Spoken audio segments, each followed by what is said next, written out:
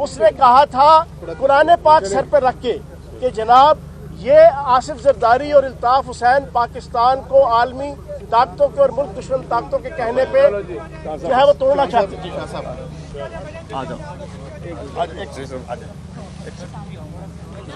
आइए सर, थोड़ा पीछे हो जाए ना, क्या थोड़ा पीछे हो जाना बेटा, पीछे हो जाए। आइए शाह साहब, यहाँ आ जाए, यहाँ आ जाए, चले किधर है? ठीक है, आगे ठीक है, चलो कदी कदी इजाज़त जनाब। बिस्मिल्लाहिर्रहमानिर्रहीम। जैसे कि आपके इल्म में है, आज पाकिस्तान तहरीक इंसाफ की कोर कमेटी का इजलास था, जिसकी सदारत चेयरमैन इमरान खान साहब ने फरमाई और 3.5 घंटे का ये तवील इजलास चला, जिस पर मुल्क की सियासी सूरत हाल पर और जो हमारे माशी सूरत हाल है उस पर तबादला ख्याल किया गया। जो मोटे मोटे कुछ फ़ैसले हैं मैं आपकी खिदमत में पेश करना चाहता हूँ।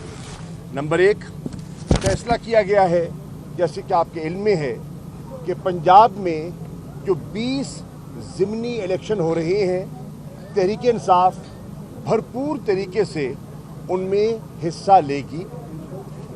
हमारे इल्म में है कि इस वक्त पंजाब की हुकूमत अपनी इंतज़ामिया और अपनी पुलिस को इस्तेमाल करके नताइज अपनी मनमानी के हासिल करने का एक मंसूबा बना चुकी है। इलेक्शन कमीशन पर यह एक जिम्मेदारी आयद होती है कि वो इन इलेक्शंस को शफाफ बनाएं, और अगर वो इन ज़िमनी इलेक्शंस को शफाफ बनाने में नाकाम दिखाई दिए तो जनरल इलेक्शन जो होने हैं और अनकरीब होने हैं उन पर एक बहुत बड़ा सवालिया निशान खड़ा हो जाएगा।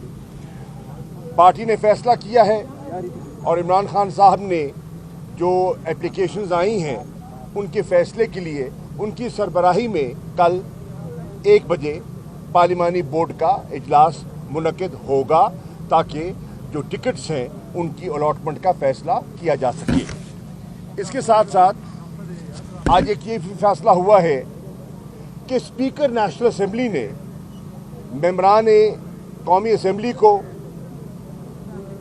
ये खतूत लिखे कि वो कल यानी कि 6 तारीख से 10 जून तक वो असेंबली में पेश हों, अपने इस्तीफ़ों से मुतल्लिक अपना बयान रिकॉर्ड कराएं। तहरीक इंसाफ का मौक़िफ़ है कि हम अपने इस्तीफ़े पेश कर चुके हैं। उस वक्त के प्रिजाइडिंग ऑफिसर जो स्पीकर थे कासिम सूरी साहब, वो उन्हें कबूल कर चुके हैं, उन्हें नोटिफाई कर चुके हैं और मज़ीद उनके सामने पेश होने की कोई ज़रूरत नहीं है। चुनांचे पार्टी ने फैसला किया है कि तहरीक इंसाफ का कोई MNA स्पीकर राजा परवेज़ अशरफ के सामने पेश नहीं होगा।